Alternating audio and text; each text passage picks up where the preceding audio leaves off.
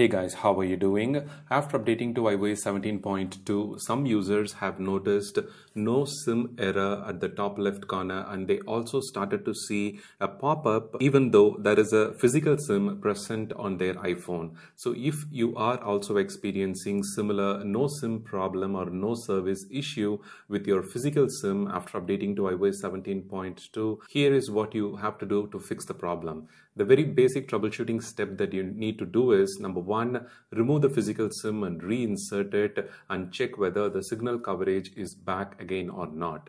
Number two, go to settings and then general and then navigate to transfer or reset, then tap on reset and perform reset network settings.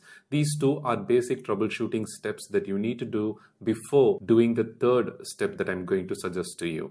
The third option is, like, if both steps failed to bring back the signal coverage on your iPhone at the top right corner, then you need to visit the network showroom and get a new physical SIM card, or give a call to the support and you can convert the physical SIM card to eSIM if there is a free eSIM slot available in your iPhone. Like, if you were using only physical SIM and no eSIM activated on your iPhone, then you can convert the number directly by calling the customer support of your network. They may provide to the registered email with a QR code, and simply you have to scan the QR code to register that eSIM to your device. So the physical SIM will be converted to the eSIM. In some countries, they may have a manual verification method in place. So you need to visit the network showroom in order to get a new SIM card, a physical SIM card with the latest firmware version in it, because each physical SIM card have a latest firmware version. And whenever we update to the latest software, sometimes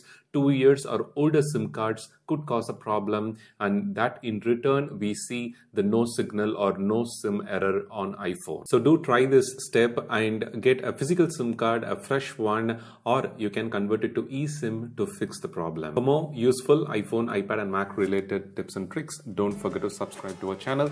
Thank you and have a wonderful day.